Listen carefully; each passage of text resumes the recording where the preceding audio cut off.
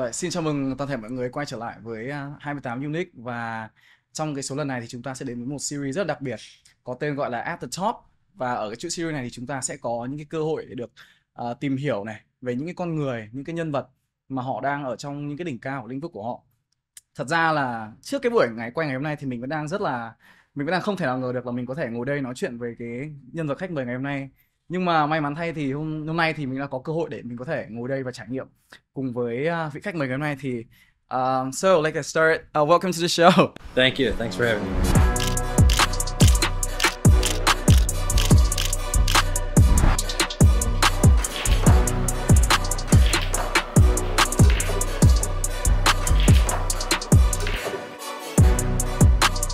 So how are you doing today? Good, good. It's actually my last day today in Vietnam. Oh, really? Yeah. So how many hours do you have left? Well, it's my last day, so I fly out tomorrow morning. Oh, really? So, I feel very honored. Like we can do this show, this podcast. Yeah, I'm glad. I'm Right. glad to be here as well. Yeah. Actually, to be honest, you are the first ever professional athlete to be on our show. That's a privilege. Thank you. Yeah. Thank you. And even our very top pool player like Quốc, you know him, right? Yeah, maybe he's going to be next. I know. After this, take on, do you know đẳng?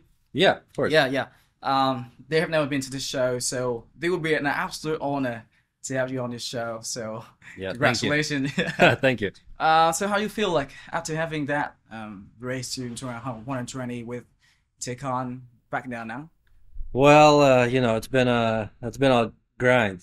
Race to 120 is a long match, and Yeah. that's my first time playing such a long race outside of the U.S. because that's where we usually play. And I haven't played many long races, but I've played 4 or 5 long matches already. All of them happened in the U.S.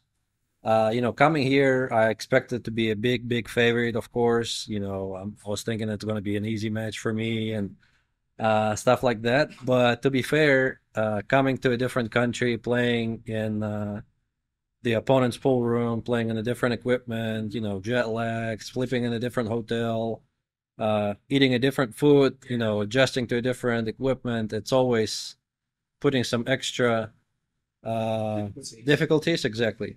And that's what happened in the end. And he played extra good. I felt like he was playing better than his level is, or maybe than he could. I mean, I think he played really strong, and it was really tough for me to win that match. Yeah, I noticed one very important thing, like on the very first day in Dana, I think you didn't get familiar with the equipment and the table as well. So you did some of the stroke, like some of your shot it's not your, not your form normally. Well, it's not my form. I'm not in my greatest form right now either because I really skipped tournaments. I didn't play any tournaments since January. I had a little injury and I took a break. So it was also good for me to get back to playing a little bit. But yeah, I mean, it's the speed of the table. It's a completely brand new cloth, brand new rails. Plus, the game is rolling funny sometimes. In long races, it's always up and down. So you're gonna win, 10 games in a row, then you may lose 8 in a row. So it's really tough mentally to stay, calm, to get ready and take your opportunities whenever you get a chance. And to do that for 6 to 8 hours a day for 4 days in a row is not easy. Yeah, I know. But you still done quite a lot of like trick shots out there. Like you did like let's say quite a few bank shot and jump shots. On the second day, I noticed you did 4 consecutive break and run on the opening of the second day. Like it was sweat every Vietnamese fans out there. Right. Yeah. Second day I started strong, and honestly, day one I was down 16-8, I think, or something like that. And then I came back and won the day by 8 games, so I was up 30-22. Then day two I started really strong, but ended up losing the day, which is crazy with the way I started. I was up 16 games, and then in the end I was only up 6. Then day 3 I felt like I was playing really good, but day 2 was probably the best both of us played, because he played really strong and he caught a gear and he played really good and broke really good. Yeah. But also what happens, the table is breaking in, and whenever it's getting dirtier, when or more people are coming in and there's more humidity, Yeah. or it's more hot in the room, the table is going to change and play different. And that's what was happening. And so the break was changing and the pockets were tightening up. So in order to adjust to that, also takes a little bit of luck. I know. And the swings plus the mentality, like I said, you got to be able to stay calm and steady in your mind whenever you're in your chair for 20 minutes without even having any chance. Yeah.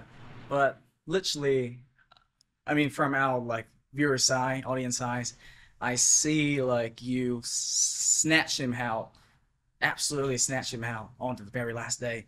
I mean, the gap was sometime extended up to 20 Well, it was ranks. only in the end because in the beginning of the day I actually didn't play that good, but I felt like day four both of us played our Hmm. worst because of the tiredness. Yeah. We got tired, and I feel like there is also at some point where a player breaks down and he kind of gives up because he feels, even unconsciously, he feels that probably there's not a chance Yeah. already that he can win a match, Yeah. even though he still tries and he's going to try his No, no. best, but understanding that he probably doesn't have a real chance to win the match already makes him break down. And I feel this is what happened in the middle of the day when he made a few mistakes and the gap between two Yeah. became too big. So I think this is why the score became bigger in the end. Yeah. Yeah. I mean, talking about, let's say, talking about the fact that Tikon he accepted to join this match. Actually, he was considered as an underdog Yeah, of as course. this game. I mean, you ranked number one on the WNC ranking. He's somewhere around like 93, 94. I don't really remember. But the fact that he accepted to join that match is already one of his biggest challenge, one No, of his definitely, biggest definitely. coaches. It Yeah. takes courage. It takes a lot of balls. You need to Yeah. have balls to accept a match like that. Yeah. But rankings are rankings. They're made for people watching pool from the couch. Yeah. Rankings, they don't matter as much, at least for me or to the other top players. I feel like. Um, I think it's really good for him and really good for the fan base here to see Hmm. that he can compete with the best and he can play better than he usually does. Hmm. And I think he was mentioning something that he was struggling to find motivation or something like that lately. And I feel like he was more involved in the match, and I think he found that motivation So already. you meant like he joined that match just because of he needs motivation to keep I up. don't know, Yeah, maybe, but maybe. I'm pretty sure it was both. Perry was involved in the match, Hmm. and I think it was good promotion for them as well because I think a lot of people watched that match. Yeah, I think the engagement was pretty big. it was enormous Yeah, actually. it was a lot of people in the pool room, so it promotes their business, it Yeah. promotes their company.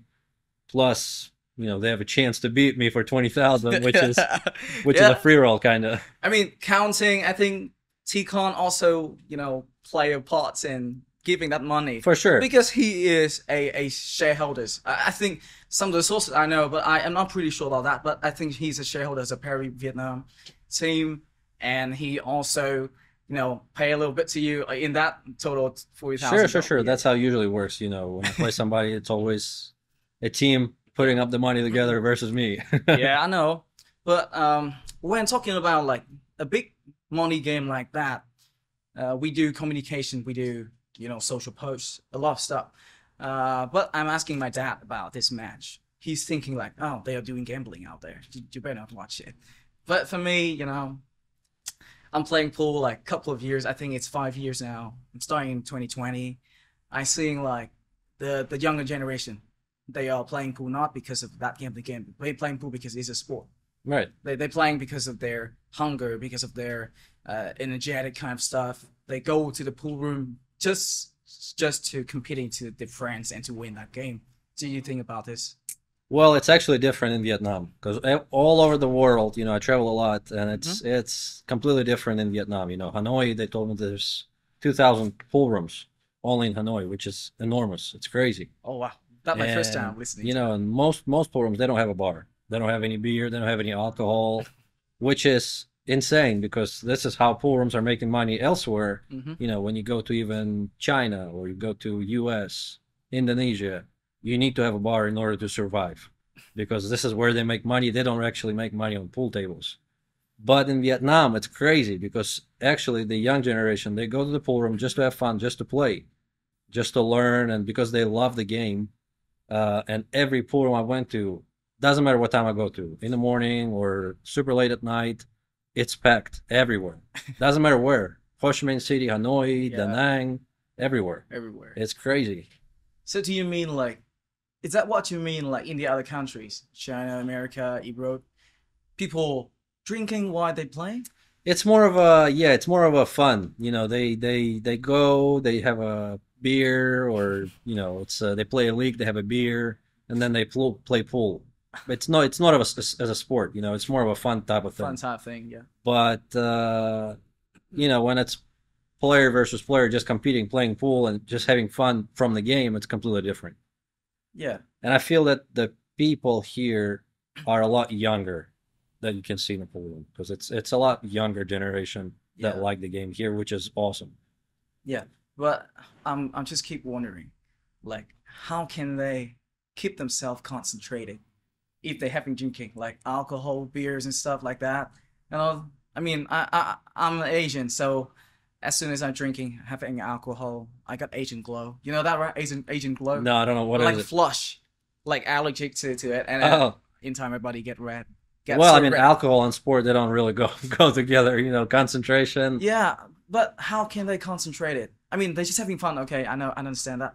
But Definitely, definitely not with have you ever alcohol. have you ever like drinking while competing in any tournaments No. before? Well, I mean, I did, but it was You did. it was more of a like a fun tournament where I didn't really care.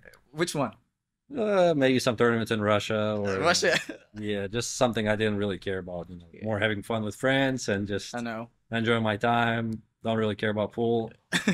Uh, this is the only time I would drink. So it means that you can lose those games. Well, Yeah, yeah, for sure. have Whenever you I lost? drink, I don't win. Did you lose? Did you lose? Of course. Okay, so it doesn't mean like the world top one on the ranking can wins or any always, Well, right? I mean, I lose all the time. I know. People just don't see it, or they don't pay attention. They pay attention to the wins, but Okay. nobody really pay attention to the losses. Okay, because I'm just wondering, like, if it comes to sport like pool, billiards, snooker in general, I don't know how the world sees this kind of sports goes, but in Vietnam, back in like 10 years ago or 15 years ago, um, me as a child, we have that sort of word of mouth. People just keep talking about pool. It's a gambling game, a money game, and it goes with a lot of negative aspects of the sports side. So we are not doing any promotions on that. They were just going to ball hall and do some money games, and that seems to be something very bad to the society back in those days. Because I remember, like in 2015, like 10 years ago, I having an extra class after class after school, and I get into my that after class extra class, and we have a pool hall right next to that extra class, and I tried to get into there. I got around like 10 tables around it, Mm. and as soon as I walked in, my dad kept my hand like this, and he said something like, if I had walked in there for just my 1 foot, I'm gonna be kicked out of the house. Well, And this is some extras. That's a stereotype that yeah, people already have. Because back in the '90s, I guess it was more dangerous, I would say. hmm, You go into the pool room, you get hustled, yeah, because you don't know anything about pool, but you yeah, want to play, and then there's that guy wanting to play you for money, and hmm, then somebody's gonna rob you or yeah, something. I don't know. Uh, I feel like pool can live with gambling, hmm, uh, in a positive way. hmm, Of course, there's negative way because there's cheating, and yeah, uh, you know, people with addiction, they can lose yeah, everything they have in life, yeah, or I don't know. But when it's promoted and done in the right way, I feel that it can only help the sport to hmm, grow, yeah. because this is, uh, especially if it's streamed, like we said, we just played with Tikon. A T-Con, lot yeah, of people watch that match, and I think this is bringing some extra excitement yeah, to the match, because it's not only an exhibition game that we play, but also they know it's high stakes. Yeah. and it's bringing some extra emotion because this is what people are really Yeah. excited to see is the emotion. And like aside from that sort of streaming, they could do some commercial stuff throughout the game. Like, do you see a lot of brand they booked Perry Arena to put their logos on around No, the of course, yeah, of yeah, yeah. course. So because like talking about pool, most of the players are now are male, you know. So I do think they are doing some, we as a Vietnamese and also people around the world who really interested in this sport, they're trying to do something to promote it in a way that more female, more girls, and more women can play on it. Do you think it'll be in the future? Well, I think it's happening already. You know, my fiance, she's number Yeah, one yeah, too. yeah, yeah. And I think WPBA, which is the ladies pool federation in Yeah. association in the US, Hmm. and they're making tournaments. You know, I think it's 6 or 7 tournaments a year, Yeah. and I think they're doing a lot better job than they did last year and the year before. Yeah, So I yeah, think yeah. they're growing. Uh, Plus, you have Predator helping with tournaments as well. So I don't really think they struggle a lot with the growth. I think they're on the right path. Yeah. So let's get back to the game. Do you think of you have any kind of game like this with any other Vietnamese players? Because T Con, of course, he's a top Vietnamese players in our country, but he's not considered to be number one. Do you know the number one guy, right? Well, probably Yeah, Huang yeah, Sao is number yeah, one. yeah. Tương Quốc Hoàng, you know him, right? Yeah. So I mean, frankly saying, accidentally, like 2 days ago, I saw one of his posts. I follow him. I follow him as well. I saw some of his posts on Facebook, like about you trying to texting him, trying to call him out for another game. I actually didn't know what that post meant because I couldn't understand because he was talking Vietnamese.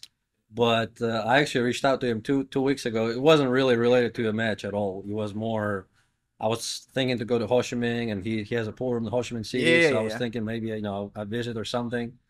But I guess he took it as I wanted to play.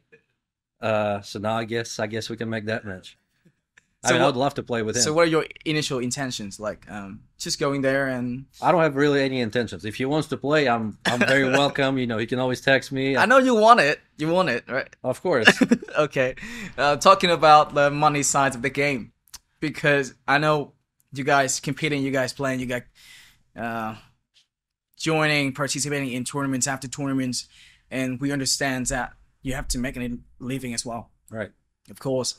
So, so back in the time, I mean, comparing to the other sports like tennis, tennis, football, Yeah, tennis. where I'm a people, big fan of tennis. yeah, they big, they make tons of money for single players to do it. Right. But for pool, it's something on the contrary.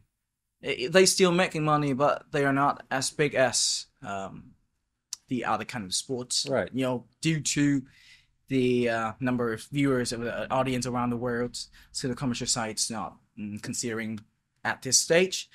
But I think in the future, if we got more viewers, we got more audience, we got more Well, I think fans. we are on the right path as well. Yeah. You know, with Metro being involved and the social media now, I think the sport is growing all over the world. You know, Hmm. I went to Russia, and Russia is the place where pool is really, really small. Like nobody really plays. Uh, they play a different game called Hmm. Russian Pyramid. Pool is really, Yeah, really yeah. small. But now I went and pool rooms are opening everywhere. And that's not only in Moscow, which is considered like the capital and the only city in the country where anything really exists. But it's opening everywhere. You know, St. Petersburg, other cities. Hmm. So it shows that even in the country where pool is really, really small, they see an interest from that game. Hmm. And I went to Indonesia, same thing happening. In the US, more pool rooms are opening and more younger generation people engaging online on Hmm. social media. So the viewership is growing for sure, Yeah. which will help to promote the sport and to get the sponsorships and bigger companies Hmm. involved in those big tournaments. Hmm. And if you look back 5 years ago, where professional tournaments were and what the payouts were, they increased big time. We have world championships that I won last year, which paid 250,000. U.S. Open is In going to Saudi Arabia, right? Saudi Arabia. Saudi money is always Yeah. huge, so this is a big step for pool already. U.S. Open is going to pay 100,000 this year for the first place. So 100,000. we're getting there. It's a lot slower than, of course, we want it to happen, but definitely there is growth, and it's happening for the last 3 years already. Yeah, because what you mentioned about that time, I've just crossed my mind very quickly about the COVID time. At that time, we didn't have any, competing tournaments, of Right. course, right? Because of the quarantine, of the isolations all around the globe, Mhm. and things just got worse and worse. So I think all the pool halls closed at that time. Of course, it's temporarily closed until the COVID's passed, but it's last for that 3 years, and you guys didn't have any tournaments. So how did you earn a living, make a living? During quarantine, Yeah, during during COVID, quarantine. it was actually a weird time for me because right before that, in 2019, in Mhm. the end of the year, I won the World Championships. Yeah. So beginning of 2020, I'm winning everything. Every turn I go to, I win everything, and number one in the rankings for Mosconi Cup. And I never played this before. It's a completely different step in my career. I'm finally starting to win. Hmm. And I remember I went to Vegas in February, I think, for the World Temple Championships, and something weird starting to happen. They say there's somebody dying from the virus in Italy, and they're starting to close some countries. So there's some bad news, and then two days later, Hmm. it's everywhere. It's everywhere, all over the world. Quarantine. We're gonna start closing down Hmm. airports. So World Championships got canceled, and everybody that went to Vegas basically had to fly back home because they said the airports are going to be closed in like a week or 2 weeks. Do you want to get trapped over there, right? Exactly. So Yeah. I packed my stuff and left on Just the go. on the very next flight. I was already on my way back home. But yeah, it was really weird time. Basically, the sponsors were still on board. They were paying the salary, Yeah, I the know. endorsements and all that. But the biggest portion of the living for most players, and for me at the time, it was maybe 80% of what I was making was from tournaments. Yeah, I know. And without tournaments, it was really tough to survive. In the beginning, I was thinking, it's going to last a month or two.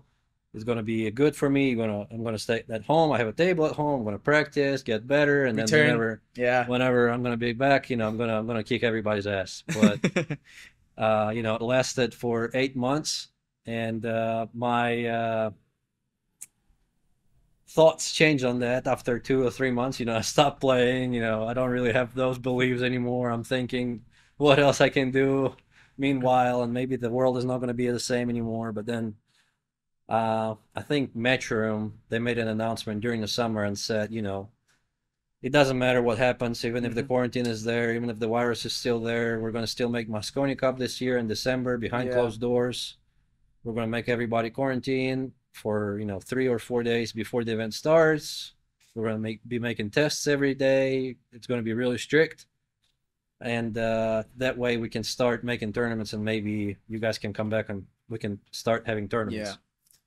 And I got lucky because I won the World Championships Yeah, I and I know. won all the tournaments in the beginning of the year, so I was number one in the ranking. And this is when Matchroom started their world rankings. Yeah. So I was the very first player that was number one, and for me it was really weird. And everybody was saying, he got lucky because the quarantine, and, he Yeah. shouldn't be on the team and all that. I'm 19 years old, and then I play for Europe back then. I play for Yeah, Europe. I know. Because you're from Russia. Right, right, Back right, in right. those days, you're from Russia. Right, I know right, right, now. right. Yeah. So I go my first Mosconi Cup behind closed doors, Yeah. completely different. I don't know what to expect because usually I watch it on TV, Hmm.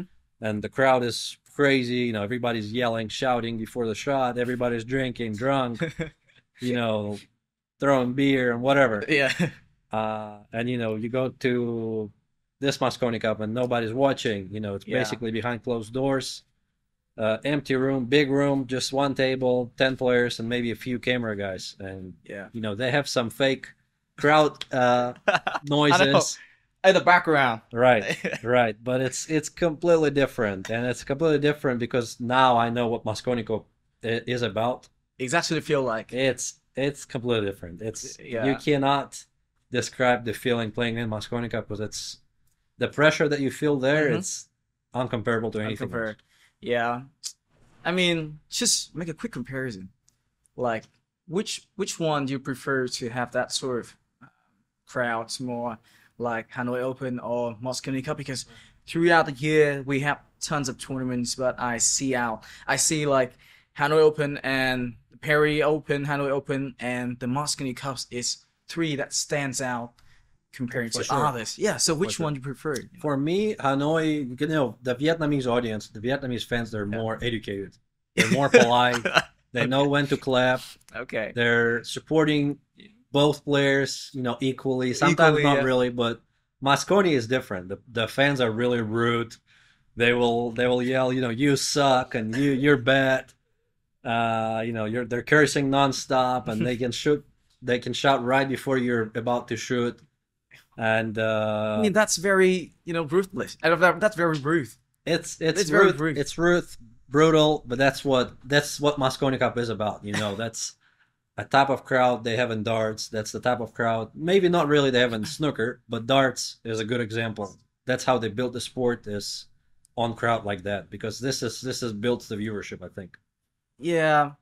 I mean, like, I watched Moscow Cup from the first time you played Yeah. for the US team, and I really can feel that. I can really feel that kind of pressure from you because you didn't play your original form.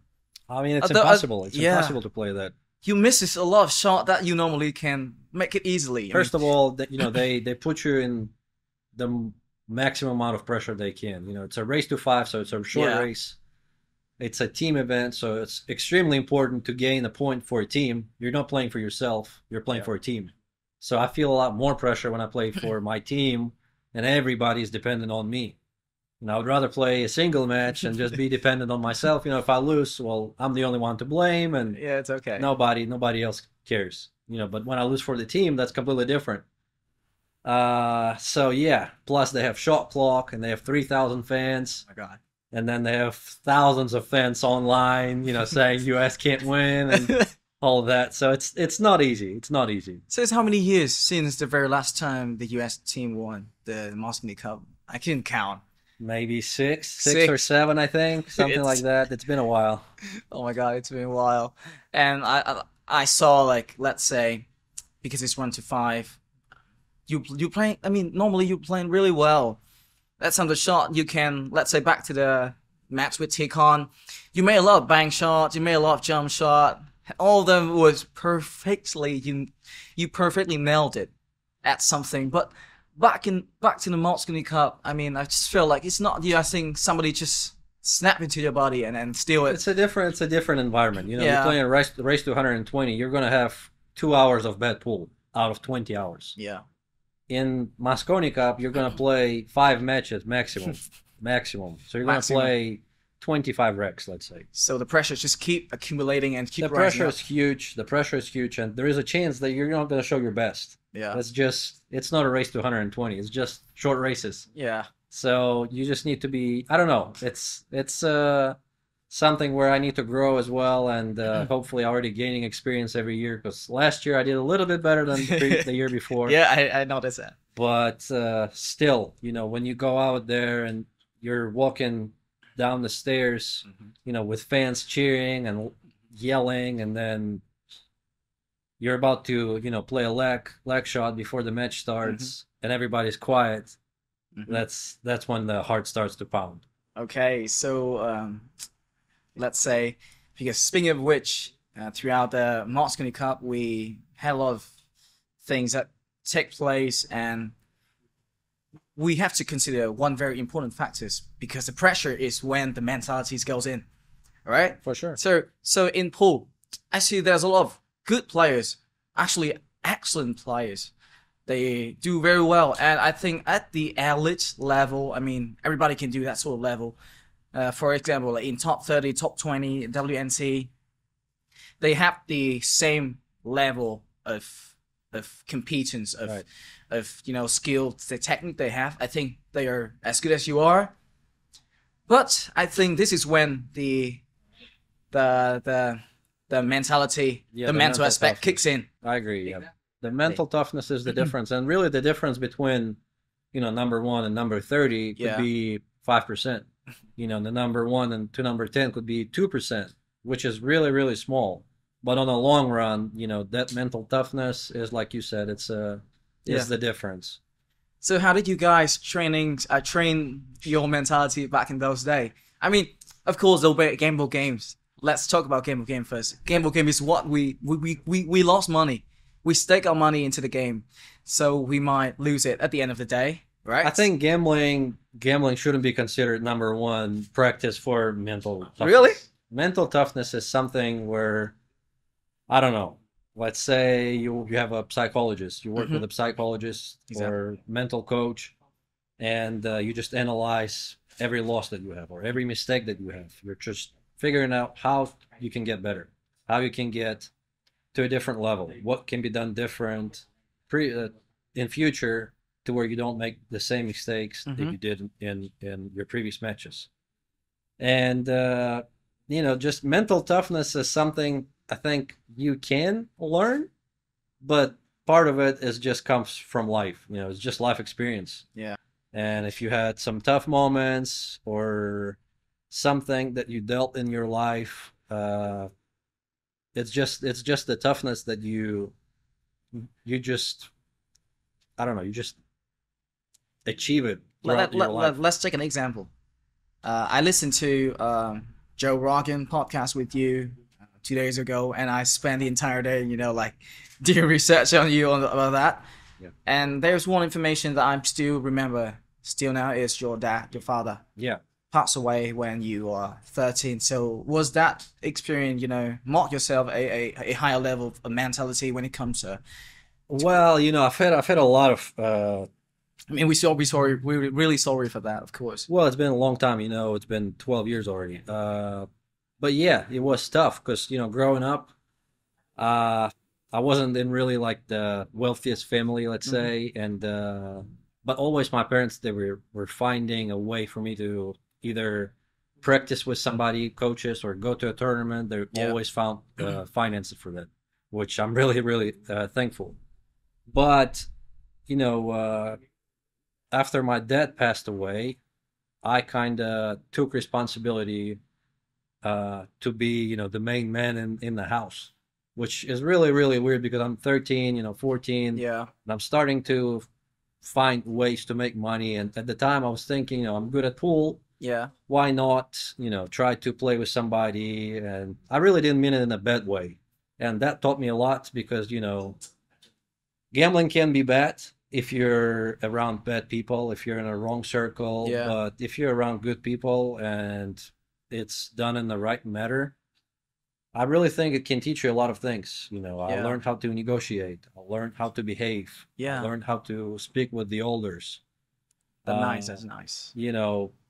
It teaches you many, many life skills. And I can't say that, my father's death is why I'm mentally tough, but maybe part of, tough childhood, growing up, and just the surroundings that I grew up with put me in a place where I had to be mentally tough to survive. Yeah. Maybe that's the reason.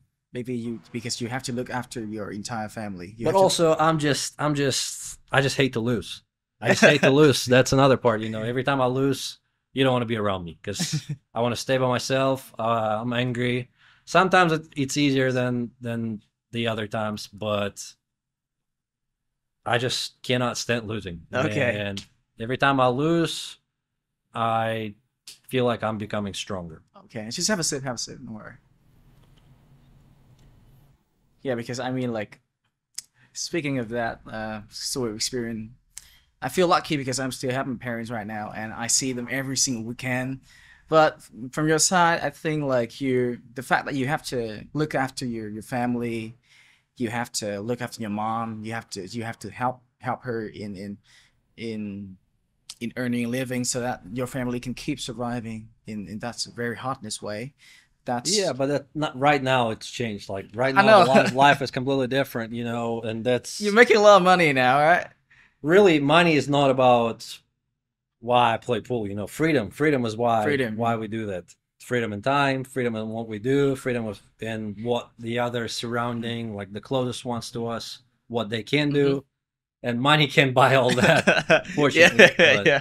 yeah, right now it's fortunately it's in a different place now. Yeah, because you can spend time going tournaments after tournaments, going tournaments around the world. I mean, in Vietnam, we have plenty of tournaments. Like, you can spend time here every single year. All right. Yeah, yeah. That's the thing. And I really like that kind of freedom because that's the interesting part of the sport. Where you go, like Tokyo, China to join. You were going to China next month, right? Yeah, I'm going tomorrow. Tomorrow. Tomorrow I go to China. All right. So good. Good luck for that tournament. Thank you. Hope you're not going to play against Huang Sao because we have our patriotism. Even though we are your fan, we like your playing, we like your style of playing, but we still have our own patriotism. You know that, right? Yeah. Looking around, the fact that we have the national holidays back in last week. Right. Yeah, the reunification day. Right. You see, like, on the street, like the red, Yeah. the red flags. Everywhere is everywhere. I mean, Fireworks. exactly. We show our patriotism all around the country, and every time where we have a national athlete representing the entire country to play for. Of course, our patriotism always play high. Of course. Of course, but we still support you. The other matches. No, But that's absolutely normal. That's absolutely normal. I know. I think there's a lot of similarities between Russia and Vietnam. Yeah. I feel like the countries are really, really similar because Yeah. I grew up in Russia. I've lived there for 22 years, and coming here, I feel that the country is really, really similar Yeah. by the rules, by the way people act. Yeah. So for me being here, it feels like being back home. Yeah. So, do you plan living in the future? I mean, let's say if the pool community here in Vietnam is going to grow and going to expand it like in economously, like you cannot even imagine like how big it is. If you are you planning to come here? I mean, living here, I don't know, but I'm coming here. I'm always coming back here. I never knew that I had such a big fan base Yeah. 2 years ago. Yeah. Because I started my Facebook page and it was kind of growing, but like, and most of my fans were from the US at the time. But then I came to Hanoi Open. I think it was 2 years ago. Yeah, 2 years ago. And the amount of fans I've had here is crazy, insane, like insane. And then my Facebook went, Phew. like it's now I have like maybe Rocket ship. 60% of my fan base coming from Vietnam. Vietnam. So the largest fan base I have is here. So I'm really, really thankful for For this for you opportunity. guys. Yeah, for sure. So I have to come back here. Yeah, I know because I have to pay the tribute to yeah, my fellow fans. of course, by doing money games with Hang Sao, I think. No, we do exhibitions too. Yeah, really. A lot of exhibitions. Oh yeah, fan you did meetings. it in pretty much in a lot of clubs in Yeah, 2023. so in June last year, right after I won the championships in Saudi Arabia, Yeah. I flew to Hanoi. I did 2 exhibitions in, I don't remember, Go Billiards, I think, and Go Billiards. Against Mickey, exactly. We What played is his with name? I forgot his name. Mickey Krause. Mickey Krause. All right, and you did that like 4 bang or 3 bang shots at the end of the game. Exactly, yeah. Yeah. I thought, oh, that one gone viral. So exhibitions, it's always great because it's you're having a fan meeting, everybody is engaged, everybody's having Yeah. fun, everybody gets to play with me, and I think this is great and everybody enjoying it. Yeah, So we are doing that as well. Yeah. So do you and Mickey got cast from that? Like little money exchanging I don't know with if Mickey. I don't know if Mickey's making money, but yeah, every time I go to a pool room, I get paid for my time, of course. Yeah, of course. You sound like a celebrity. I mean, back like 5 years ago, like if you're playing pool, you are top one in Vietnam. I think nobody knows you. But now, if you are good at something and you're the top one of something, especially in your country, like Huang Sao, Huang, he built an absolute crazy fan page out there. Yeah, it's crazy. Yeah. It's And crazy. and I'm walking around. Doesn't matter where I'm at, Da Yeah. Nang or Saigon. or everybody here. knows him. I flew 2 days ago, and I'm in the airport, waiting for my luggage, and I already took 5 pictures in the airport. Then I Gosh. get out. I'm waiting for my grab, I'm taking another 3 pictures, going to the mall, I'm Yeah. taking pictures. Everywhere I go, I'm taking pictures because everybody recognizes who I am, Yeah, yeah, which is incredible for me because I yeah. don't experience that in other countries. You better get ready. You have 1, 2, and 3 people waiting to get picture with you. There you go. And I think some of them down there on the Sure, very sure, first sure. 2 floors waiting to take You pictures. know, I'm always happy to do that Yeah, because I don't do that in other you countries. pay the tribute to the Of fans, course, of of course. course. Yeah. All right, so we go a little bit too far. I mean, just get back to the phase when you're 13, your dad passed away. Even though I didn't want to talk much about it Sure. because it's a sad story to tell, but we have to talk about it because at that the time where you meet your very first sponsor, Hmm. uh, Mike Nicholas, is that Michael. His Mike? name is Mike. Mike, Yeah, I was really fortunate with the people I met in my life yeah, because Mike was one of the guys I was trying to play for money, and that's a funny story. You know, I'm yeah, 13.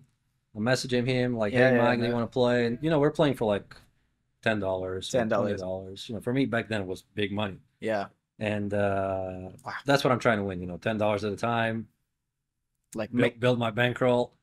So I'm calling Mike to play, and I think you know I've had like $20 or $30 yeah, in my wallet.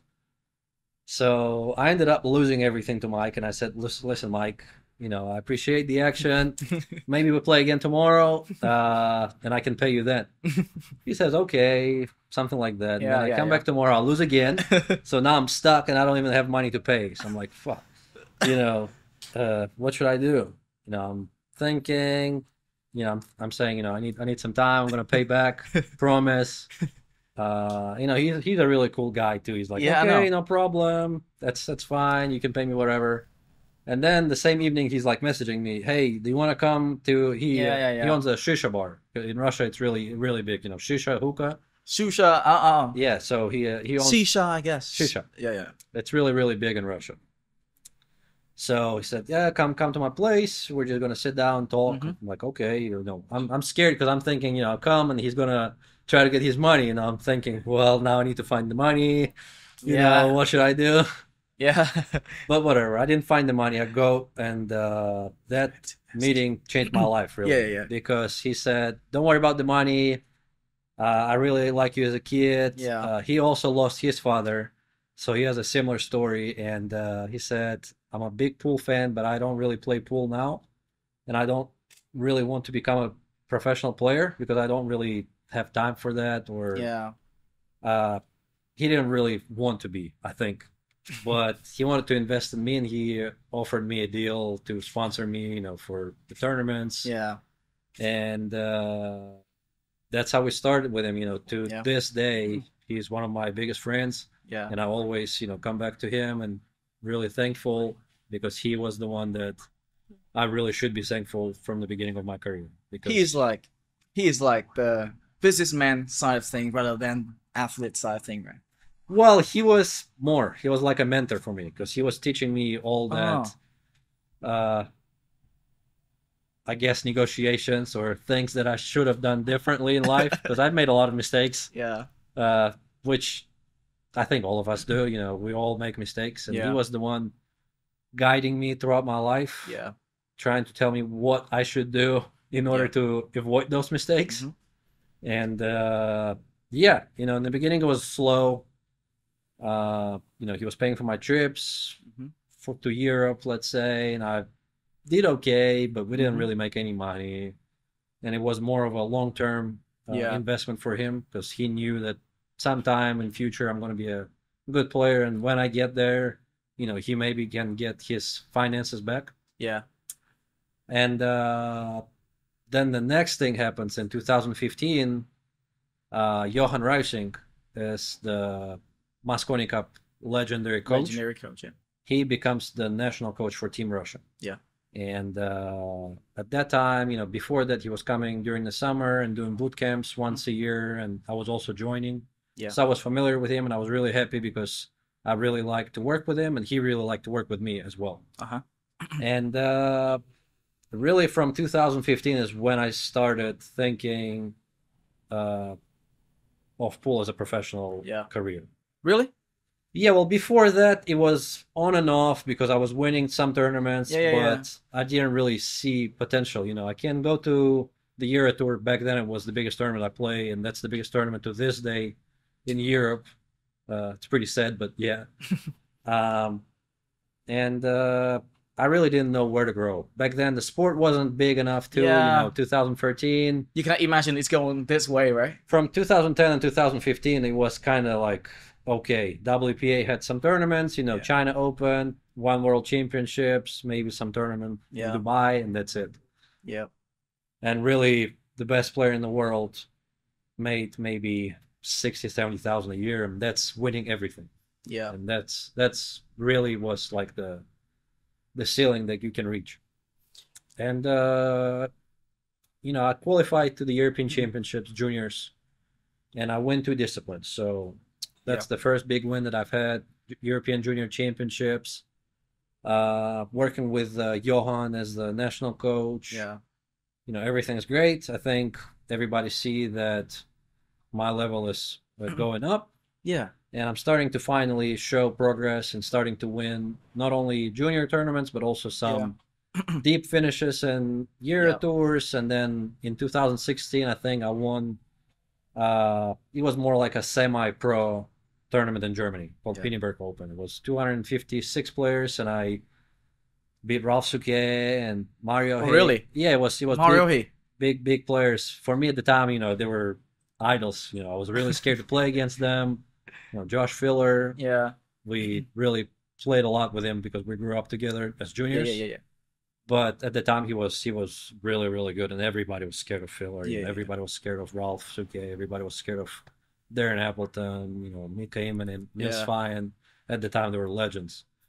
So I ended up winning that tournament, and when you do that, you make a step forward. Yeah. I know. You kind of start to realize that you can actually become one of those players. You are the one of those players. You deserve to be there as well. And you start to work more and more and more, and you get more ambitious, and you change your goals. And suddenly, from having a goal to win the Russian championships, you have a goal to win the world championships. Mm-hmm. And it's a completely different goal, and it takes completely different sacrifices, completely different efforts. And I feel that I was lucky enough that I always had big goals, and that also came from Mike, because he always pushed me and said, "Listen, this goal is too small for you. That's nothing. Forget about it. You need to aim there. Yeah. Yeah. Yeah. This is your goal." And by having him telling me that and me seeing how fast I was progressing, I was just, it was more of a, I don't know. It was action always. Yeah. Always action. Like a mentor. Exactly. Yeah. And I was always, it was more like a game. I always wanted to see if I can achieve that. Mm-hmm. See if I can do that. Mm-hmm. And really 2017, well, 2017, I won the World Junior Championships, which for me at the time was not like a big achievement because, World Junior Championships at the time wasn't like a prestigious tournament. Yeah. It's only 24 players, Really? and they split it by different continents. really? So there's only like 2 or 3 really good players that you have to beat to win the World Juniors. And I won that, but it's still a really good achievement. It's a title, World Junior Champions. Yeah. And then I go into a switch of sponsors and all that. And 2019, suddenly I win the World Championships out of nowhere. Yeah. Like really out of nowhere, because I didn't win any big tournaments before that, or I believe I won the Euro Tour. I don't remember when. 2017, I think, but it was 2 years before that, and 2018 I didn't show any results of that. Okay. So it was like a slump that I hit. Then kind of regrouped, and then I won the World Championships. Yeah. And then from then, everything changed. So that's 2017. Back in 2019. 2019 is when I everything mean, changed. and talking about the time when you feel like you feel a slump back. You kind of you feel no progress at all. 2018, I think. Yeah. Do you think of like getting quit the game back in those days? Do you think? Well, I was thinking to quit the game when I was 16, 17. 2016, Hmm. 2017. You can't really make money. You're playing all these tournaments, traveling, can't really Yeah. make money, thinking about to do something else, maybe work and play at the same time. Yeah. Because at the time, a lot of professional pool players that traveled and won tournaments did that. Yeah. Mark Gray from Great Britain, he was on Mosconi Cup, was winning Euro tours, but at the same time, he was a working man. So at the time, you know, looking at professional players, I was thinking maybe I should do the same, or maybe I should quit pool. Hmm. But luckily, I didn't. Yeah, luckily you didn't, because you didn't expect you have this day, right? You Exactly. didn't expect that you were going to have a huge amount of fans, a huge number of fans base here in Vietnam. You didn't. Definitely didn't Yeah. think that I will have fan base Yeah. in Vietnam. I never thought that we will even have a tournament in Yeah, Vietnam. yeah, yeah. So let's get back to a little bit about the time you meet Mike, Michael at a restaurant at that shisha stuff.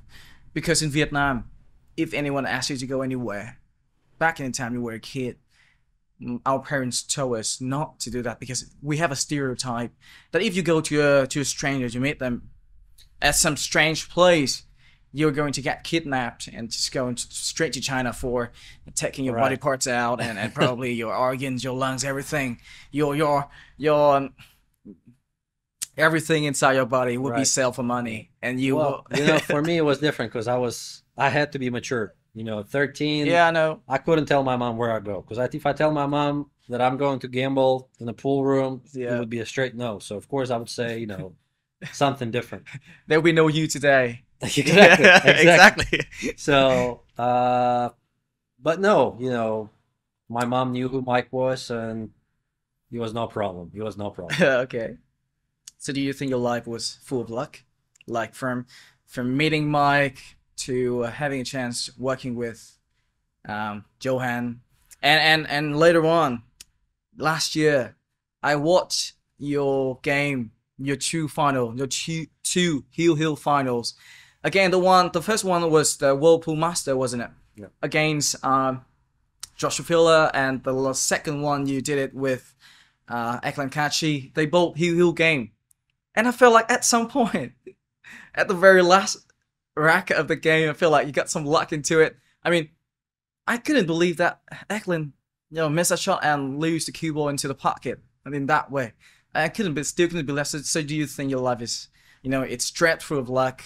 Well, I mean, I was fortunate in life. I'm not gonna lie. I was fortunate in Yeah. life, but I do tend to believe that luck doesn't come from nowhere. Yeah. You gotta work for it. You gotta work a lot, and the harder you work, the more lucky you are. Yeah. That's how I feel about it. Well, at least it makes me happier, you know. But yeah, I was fortunate, and Mike was not the first one.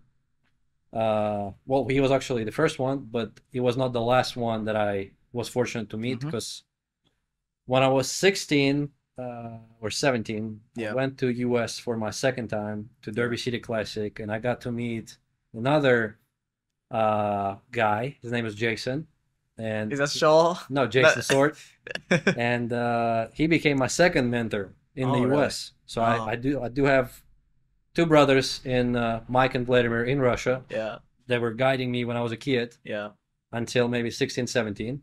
And then I have two brothers, Jason and Alan, who were guiding me in the US. That's my second stage of life from like 17 to 18, which is really funny because, they're not connected to each other, but it's really, really similar scenarios. They're both brothers. Both of them lost one of their parents, just like I did. Both of them liked me, and I was super lucky, and I met them super randomly. And both of the times, I was gambling with both of them. I was gambling with Mike, lost, and that's how we became friends. And I was gambling with Jason, but Yeah. I beat him. I beat him. It's different this Oh, time, yeah, right? yeah. But crazy. That's how I mean. Yeah, yeah. Gambling can be bad, but that's how I made connections in my life. But sometimes, gambling is something that it's very addicted, and you can easy to get caught up with those sort of games. For sure. If you cannot getting out of it. For sure. I mean, and you can see that even with professional players. Yeah. Some of them, they win a lot of money, but they also lose a lot of money. They go to casinos, they gamble elsewhere, maybe on pool, Hmm. and that's just something you have to treat more as a job than gambling. You know when to stop, and that's another life skill that it Yeah, teaches yeah, me. yeah, yeah. You know Kỳ Lừa? Do you know the guy on the internet in Vietnam? Like he play on he only make money out of playing gamble games. No. No, you didn't. You better watch him. The maybe single shots that thing cuts. Exactly. Yeah, He yeah, doing yeah, one-handed yeah, yeah. shot, I know something him. like I that. know him. I know him. Yeah, yeah. Yeah. He make money out of everything like that sort of a gamble game. I mean, he makes such incredible shots. Like I can imagine it goes in. Well, there you go. He's a showman. Yeah, He's a showman. It's yeah, really good. I think it's a really good thing for our sport. yeah. But he is such a mentality guy. I mean, stands out. Everybody stands out around him, and he just make that shot like without any hesitation. Okay, so let's getting back to the gambling things. So what's your biggest gamble game have you ever attended? I mean, back in the day. Do you remember that Well, I played Shane Van Boning for 50,000 last year, last year? and I lost. Usually, gambling games in the US they played by the game. So you play, let's say, one pocket is the big Mm-hmm. game played in the US. It's a different discipline. Mm-hmm. But one time I played with an old man. He's like 75 years old, and we play a discipline called six ball. Mm-hmm. So the game that we played is six ball. He gets all the breaks, and we pay every game. He gets all the breaks. He gets ball in hand after the break, and he gets the five ball. So if he makes the five or the six, he can combo it or fluke it. Oh, He really? wins. So he breaks six balls. Even if he scratches, he takes ball in hand. All he has to do is run five balls, and we're playing 3,000 a game, That $3,000. was a game. So it goes really quick, really quick. And I was up 18 games one time. I Yeah. played him. He can go on the streak and not miss a ball for So 15, 20 minutes because it's so easy for him. Break, you make two balls, you win. so it's a really like different, a huge different handicaps, right? Yeah, it's a huge handicap. It's basically I'm betting on him not running out. Yeah. Uh, So but that was the biggest game I won, probably. yeah, yeah, okay. So let's get back to the long game because it's still a sport. Playing pool, billiards, snooker, they're all sports. And sports means you have to be very, really strong both in terms of physically and mentally. So we have to talk about the mentality part of it. So it's now to we should make it to the physical parts of it because I know you playing a long game, the one with T-Con, 120, race 120, 4 days long, and 12 hours in total, right? It was Probably more. yeah, probably Probably more. more. 6 hours a day, So it maybe. could be very, very long game and long matches. So we really wonder how you keep yourself like your form consistent. I Well, mean, first of all, it wasn't my first match, so I already have experience how to play for long yeah. hours. Oh, well, to be honest, physically, I haven't done much before that match in particular. But I do go to the gym. I do a lot of cardio. I'm Mm-hmm. working a lot of, I stretch a lot. So I'm Mm. more working on, I don't know if you're familiar with what's MFR. It's my official release. So I'm always working on my muscles, always stretching because I do have some problems with my neck, upper Oh back yeah. part because I play a lot of pool and that's Hmm. irrigating the muscles, the tension. Mm-hmm. So I always have to do it daily, daily stretch, daily exercises with my own weight. But honestly, this year, I've been saying that for the last 3 years, I think. But this year, I want to gain some weight. I want to gain some muscles, get bigger a little bit. But you can't do it too much Yeah. because in pool, it's really about the feel. Oh A yeah. lot of things are attached to feel. The way you feel the cue, the way you feel the weight, the way you feel the speed of the table. And I feel like when you're always overtrained, Yeah. when you're lifting a lot of weights, you may lose that feel. So Yeah. I'm always scared to like just go full power. But for example, 2 days ago when the match is over, I know Mm-hmm. I don't have any pool for another Mm-hmm. week. I killed myself in the gym. Yeah. Everything's hurting. I don't care because I don't Yeah. play Yeah. pool. Yeah. That was why I was trying to ask you because I playing pool as well, and normally I can. easily do the stroke. You know the stroke, right? But on the gym day, I mean, after the gym, we want to go somewhere at a pool club to unwind and to relax yourself, your mind. So call my friend to go there and have a game with me. But I swear, my muscle and the stretch we made over there, it's make me so sore. I can do a stroke. Exactly. Oh, we Well, miss you. Yeah. it's really good for like professional players to practice after the gym because Mm-hmm. it's training their muscle memory a lot better. Oh, really? Well, yeah, your muscles are basically tore up. You tore up your muscles Okay. in the gym and you're super sore.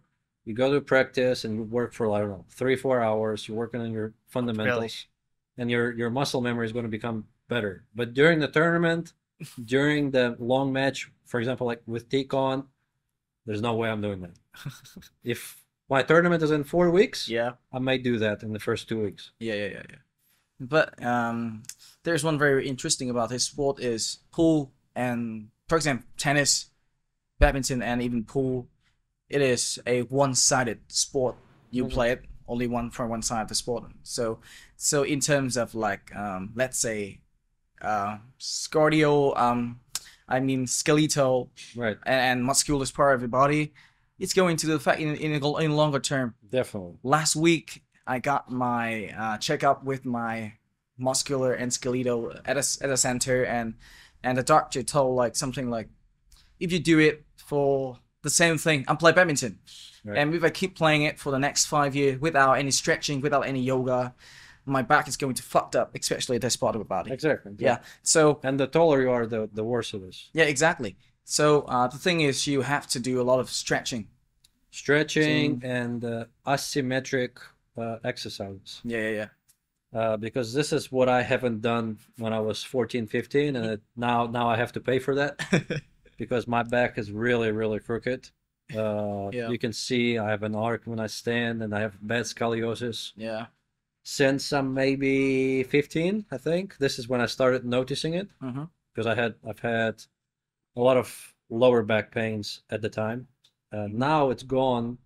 Now it's more of an upper back because I'm growing and maybe I'm changing a Yeah. few things in my stance Yeah. You're still growing. a little bit. Oh, really? Well, I'm changing my stance based on the way I feel, and to where I've had the pressure on my lower back, now I have it on my upper. Yeah. So yes, definitely having a one-sided sport doesn't help, but the doctors say it would be ideal if you play pool.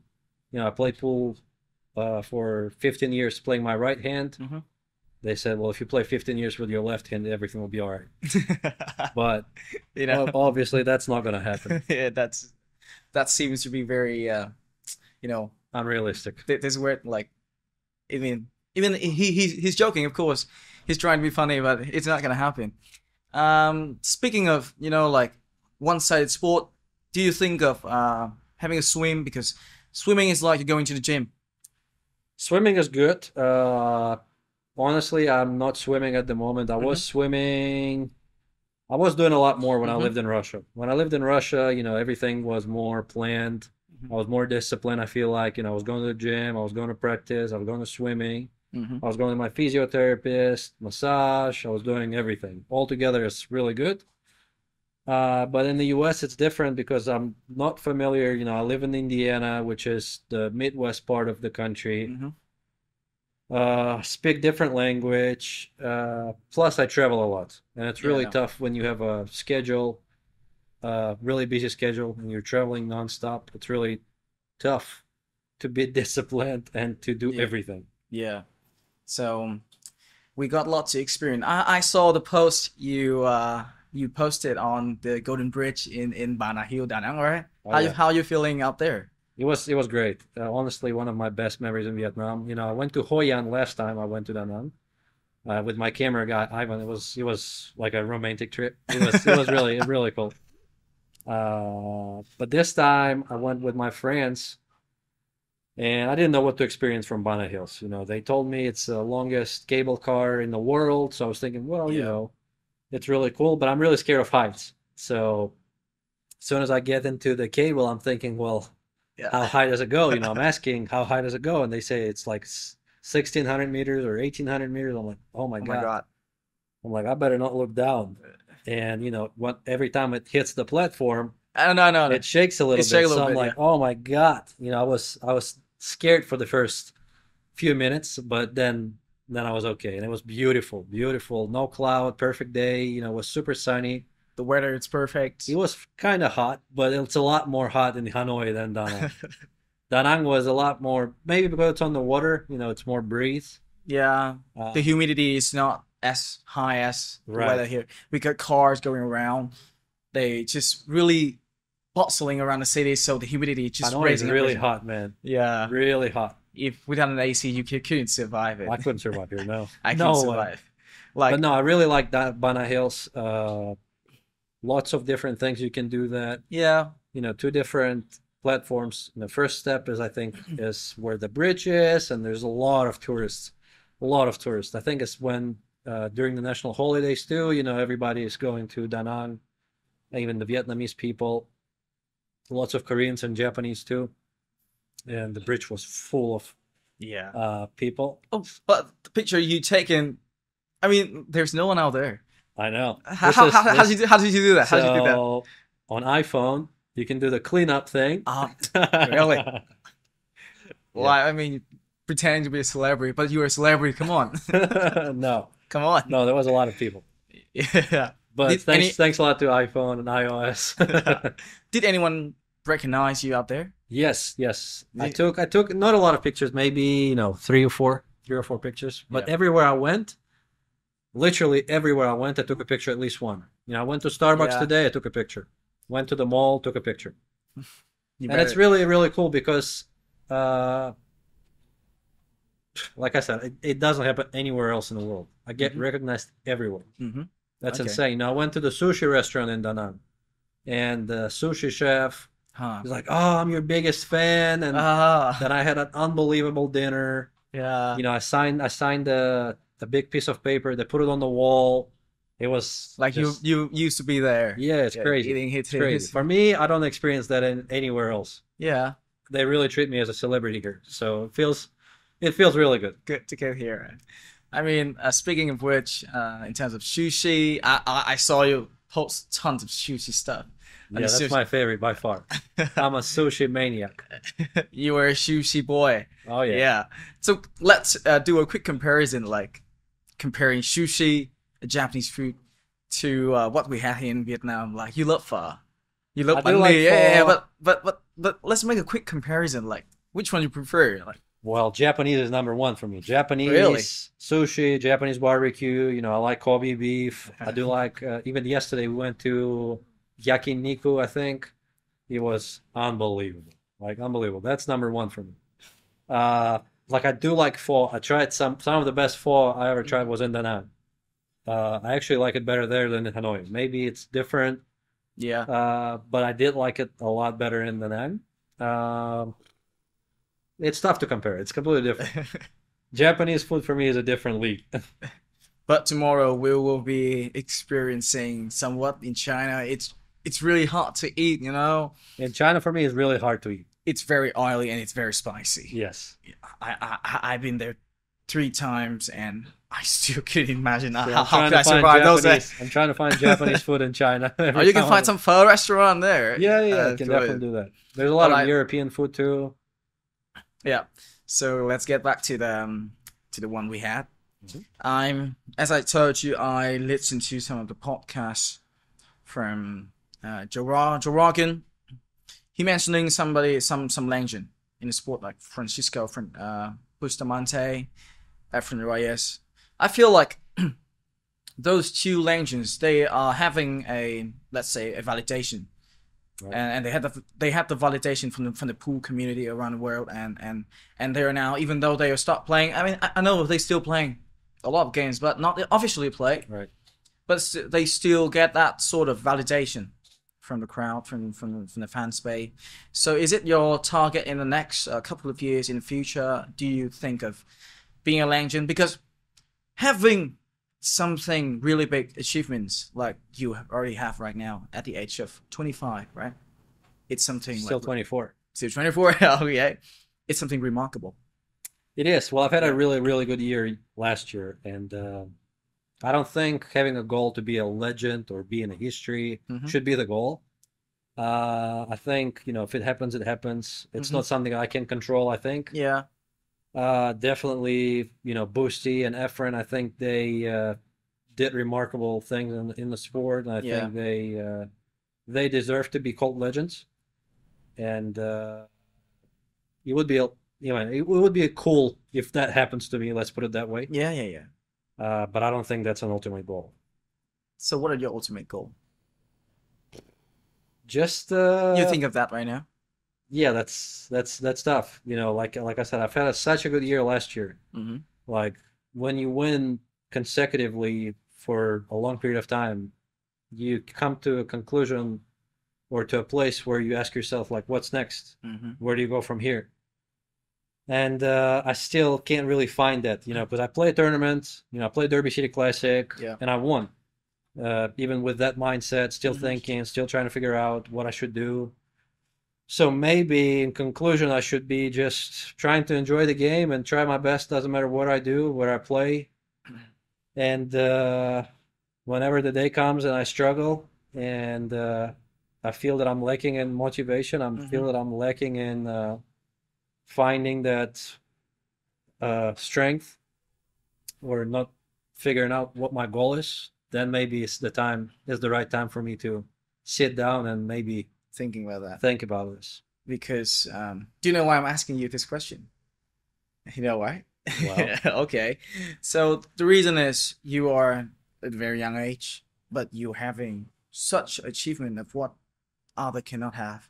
Like Tương Quốc Hoàng Hoàng Sao or T-Con, he is around under 40 right now, but he still looking for his first ever, like world championship or even with T-Con. I know Huang Sao got the Scottish Open champion that last year, but T-Con, he is only a national champion.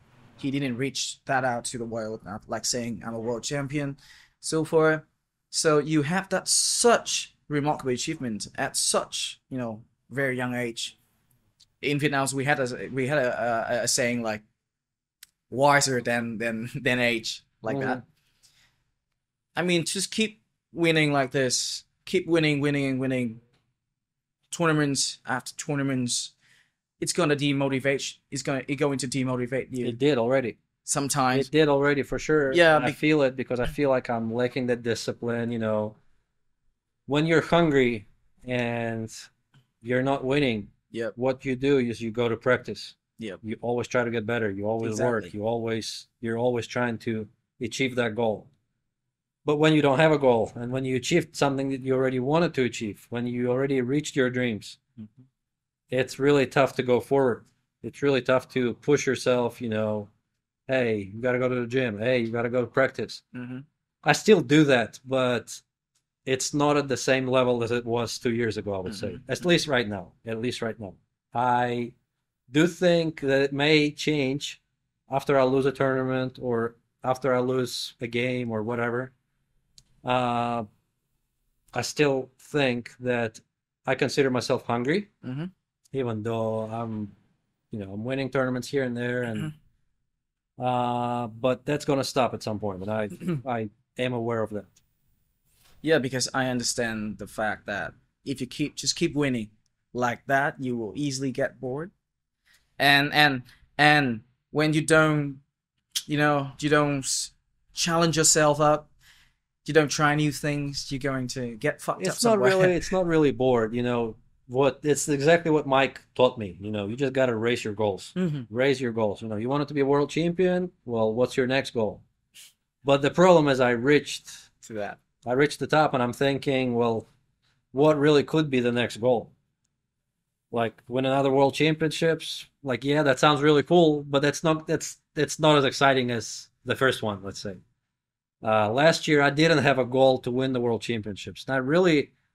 The way I'm setting up the goals now is not really attached to winning a certain tournament. It's just, I don't know. Last year we were talking with Johan because I was working with him part time and here and there, and we kind of discussed what could be the goal, and we're thinking, domination. Domination could be the goal, and really, every tournament you go to, you're the one that everybody's scared of. Mm-hmm. You're the one that dominating every tournament. Yeah. And as soon as we thought about it, it just happened. It's absolutely crazy how it works. But as soon as we were talking about it, I won the Whirlpool Masters, I won the World Championships, U.S. Open, and Triple crown. yeah, which is incredible. Yeah. Incredible how it all happened. Of course, it didn't happen without luck. Of course, every tournament I went, I won. It was a lot of fortunate situations, and I feel like it happened in our sport a lot. To where 2 years ago was Francisco Sanchez Ruiz. He was winning everything too. Everywhere he was going to, he was getting the rolls. Everybody was scared of him because he was beating everybody. And he was on the hill, he was winning everything. After him, it was me. Before him, it was 1 year it was Kachi, 1 year was Filler, then it was SVB, before it was Mika. It's always that one player that dominates for a certain period of time, and then the next player comes. So, in order to stay dominant, in order to be on top for a longer period of time, for me right now, I have to reconsider all that and come to a conclusion that I need to go back to work, and I need to be hungry again. Okay. And that's an ultimate goal, to be dominant for a longer period of time. Yeah, hope to see you like that for the next couple of years, next 5, Hopefully. 10 years. Or you can thinking of like coming to this country, train some of our youngsters, some young players to climb to that. So this is something that I don't enjoy. I do not enjoy the coaching part. Really? At least right now. I don't have time or desire to be a coach, at least right now. I don't know. For me, it's a lot more fun figuring it out for myself, what is wrong and what can be done. Because I'm really, really strict and really aggressive sometimes on myself. I can't see, for example, if I'm coaching you, I don't know. I can't say, well, you're doing it wrong, bro. You got to do it differently. Yeah. And then I'll get pissed off if you do it different. Oh, I get it. So I don't know if I want to be a coach in future, or I want to do something different, or until what time or what age I will be playing pool. It's still early for me. I'm 24. Yeah. I'm on top of my career. I'm enjoying it right now, and whenever I feel different, maybe that's the time I will consider something different. I'm just crossed my mind very quickly, like comparing to other physically demanding sport like tennis, football, other kind of sport. Do you know that, right? The playing span, the lifespan of that sport for one single player only lasts when they're 18 and above until 35. Right. And that stopped. But for pool, you can play it until you're 60, 70. Like Efren or Francisco. That's the beauty of our game. That's the beauty of our sport. We have SVBs over 40, and he's on top too. He's top 5 player right now. I think he's 42 or 43, and he's probably playing his best pool of his career. Yeah. So, really, the age doesn't matter as much. I think the vision is what matters more. And you have to be physically fit. Like you can't be super fat or, lazy, because that's gonna change after you're 35, I believe. Yeah. I mean, I don't know. Personally, I didn't experience it, but from like what everybody else is saying, you got to be, in order to stay fit and on top of your game, to maintain that, you gotta exercise and do a lot more than you do when you're younger. Yeah, because I'm thinking like the number of players can just keep expanding, not decreasing. Oh, definitely. Yeah. That's the thing. So it means you have more competitors in the future. AJ Manas, he's very young. He is also a big challenger. For sure. For upcoming years, He's 17 years old. In 2 years, he's going to be a great player for sure. No doubt. That's the beauty of the sport, where you can have more challenge. And the fact that you have more challengers, you have more competitors into the sport, you have more tournaments to attend. And of course, the prize money and everything would be raised up. Hopefully. Hopefully it doesn't stay the same. I'm looking to that future. Yeah. But with the person that not playing pool as good as you are because you are professional, I'm thinking of a sport as a promotion side. I kind of like doing the promotion side of the sport. I do broadcasting, I do streaming, and I do these things with you, which help us a lot in understanding you guys and understanding the fact that how you could be managerial of yourself in terms of keep developing it until you don't see that motivations anymore. That Yeah, well, I'm trying to also build the brand, and I'm trying to yep. do other stuff, not just playing pool, which I think I'm pretty successful with that in the last year or so. I am thinking about other stuff as well, but I don't know if coaching is something I Yeah. would consider doing. I remember in Joe Rogan podcast you mentioning you were working with some kind of Q brand to developing your own Q, wasn't it? Is Yeah, it is we're actually working with so the company that I work with right now is called Triple 60. Triple Trooper 60, 60? yeah, they come with the golf background, and that's the American made Q. It's the umbrella company for Viking Qs, which existed for a very long time, and White Carbon Shaft, which is a kind of new brand for our industry. I think they existed for like 3 or 4 years, Mhm. and most of them together is Triple 60.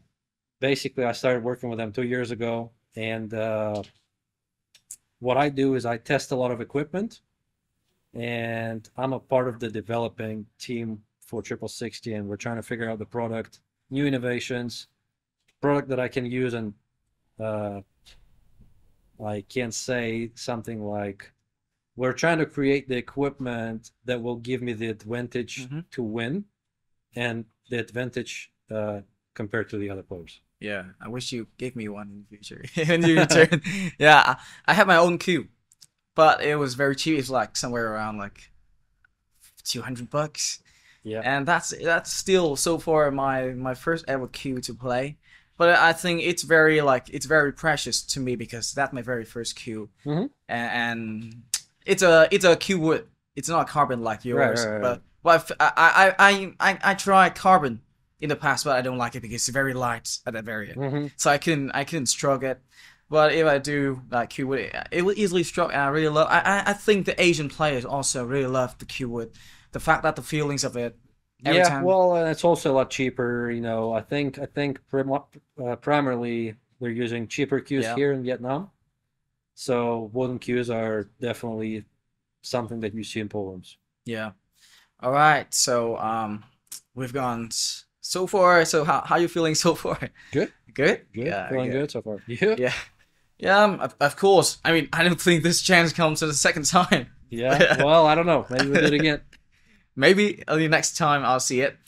I've seen some of your website while doing researching about you, and I saw like you kind of tell kind of a lot of story, and it's divided into a lot of chapters throughout the website, and I believe that sometime I think might in the future you might going to let's say write a book about yourself. Have you ever think of Uh, that? Have you ever think of that? I don't know. Well, I do have a lot of things I can talk about. I've had a pretty interesting story, Yeah. and maybe one day, you never know. I'm too young to write a book. I know, but let's say in the future, who knows?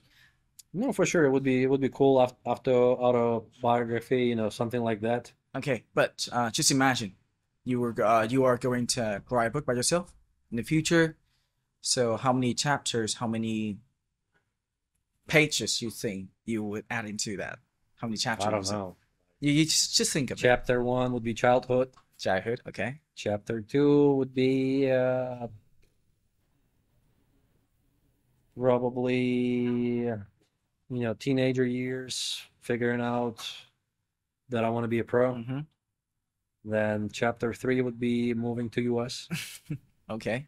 Uh, Chapter four so far. chapter four would be world domination. Okay, I'm seeing it. Chapter five would be chapter five would be change of plans. Uh, chapter six would be successful whatever Yeah. thing I do. Okay. I think one of the chapters you may mention is the time you spend with your family because you still not having kids now, right? I But don't. yeah, Yeah, I'm still too young. but you planning to have. Yeah, well, I do, but with the schedule that I have now, it's impossible for me Yeah, to even think about it. yeah, because having a kid is precious moments for Oh, all of us, of course, of and we course, want to spend those time with the families, with our of course, kids, of to course, see them growing. If we just keep going tournaments after tournaments like this, we're going to miss it of at some course, and point. it's gonna be bad on the kid as well. So Yeah. maybe in future, but definitely not in the near future. Okay. So we've gone so far, and I've done tons of questions about you, and I feel like there's a lot more to ask, but with the length of the podcast should not be extended to that much. So we're going to conclude it Sure, with the maybe we do it very again. with the Maybe we very do it last again. things. Because I think that this part you is a part that you like the most. We're going to talk about the trick shots. Yeah, I saw some of the video gone viral of yours and your friend back at your pool hall, your table at your home, right? yeah. Yeah. I'm just keep wondering, like, is it really 3 attempts or is it like you No, we really film anything super quick. really, I can do a lot more on my home table because I really know the way it bounces, I know the way it plays. So, for example, everything we post now, we filmed really in 2 hours. 2 hours? It was like 30 videos that we did, everything in 2 hours. Really? So is it like instinct that imprints into? I mean, I'm talking about the trick shots, of course. Is it like it's imprinting into your subconscious, or is it like you're just trying to make it? No, Like I'm you just you trying to replicate whatever is viral on social media. really? Already seen those shots, Venom. Oh, yeah, I know Remember? him. I know him. Exactly. This is who I was watching growing up, and he was the one that Yeah, everybody was like watching, yeah. glued to TV, to their screens when they were, kids. He's And a smart that's guy, right? exactly. He's really smart guy. He He was could the one to figure it out first, and I just copy pasted. because it's he. I think he understands that the fact that he cannot play professionally like you guys. It's a Yeah, different sport. Trick shot, yeah. trick shot artist. That's So what he he is. figured out that's kind of small way to It's like a popularize himself. freestyle and football. Yeah, Freestyle is tricks with the football, yeah, and football is the actual sport. yeah. Do you know why I'm asking you this question? Because like pool players, they imagine the way the cue ball going. Yeah. So I think you might you might know where the ball gonna go. So you set all those kind of Oh, for sure. That's yeah how it works. For sure. yeah For sure. You got yeah to be imaginative, yeah creative. yeah. To be honest, I'm really want you to be my coach someday because Maybe in I'm not 20 years. yeah I'm not playing pool because I want to compete in tournaments. I just want to go for a run out. I just want to go there, break, and have a run out every single time I play it. So I really want the longest run out I could play is I do the break and I run 7 balls straight. And I don't know why the eight ball. Come on, I always miss it at the 8 ball and the 9 ball. I don't know why. Because it's the toughest balls. I That's know, where the pressure I know the comes. pressure comes. I mean, I've never done that before, and I would like to done it. Do you know who's my first ever coach? No. I don't have a coach. I only have a coach online. I see. Who is it? Niels Feijen. Oh, nice. You know him, right? Of He course. does tons of coaching videos online, and I don't learn from anybody. I'm just learn from him. I'm bringing the cue out, and I just trying to imitate as much as he taught me through those video. Yeah, And Niels is great. yeah, his English. I don't know why. His English was excellent, and it was very comprehensible. Right. Yeah, He's a really good teacher, and I yeah, think this is something that he's exploring now. He's understanding that his career is yeah, coming to the end, maybe. He's at the age where he wants to spend more time with his family. yeah, So he's spending more time teaching online, filming courses, and I think he's done a really good job with them. yeah. Actually, I think he having a YouTube channel. I Yeah, guess, and I don't know. Maybe in the future, I'm gonna have my kids, and I'm going to let him play something yeah. that I've been inspiring and having and really passionate for. So I think that's it. So thank you so much for joining, and it was really grateful, Yeah, and thank it's you. our honor to have Oh, you it's here my honor to today. be here today. To Thank you be, so much for having me. yeah. So can I speak a little bit to the Vietnamese fan? Sure, Yeah. absolutely. Right. Um, thực sự là cái số lần này thì mình đã có những cái cơ hội rất là tuyệt vời và rất là vui để có thể ngồi cùng Fedor Gorst để có thể trải nghiệm, như là có những câu hỏi để có thể hiểu hơn về cái đời tư, về cái mục tiêu cũng như là về cái định hướng lâu dài của anh ấy. Và rất là xin lỗi các bạn vì mình đã có những cái câu hỏi thực sự là nó cũng hơi personal xíu, và nó cũng hơi mang tính cá nhân hóa một xíu, và lâu lâu thì mình cũng hơi bị lạc đề một xíu. Nhưng mà mình mong rằng là qua những câu chuyện này thì các bạn có thể là phần nào đó hiểu rõ hơn về Fedor, cũng như là những cái mong cầu, những cái mục tiêu của anh trong tương lai. Và tất nhiên rồi thì anh ấy rất là chiều fan, anh rất là anh sẽ luôn luôn, anh sẽ rất là yêu Việt Nam, và anh sẽ luôn luôn tính đến việc là quay trở lại Việt Nam trong thời gian sớm nhất.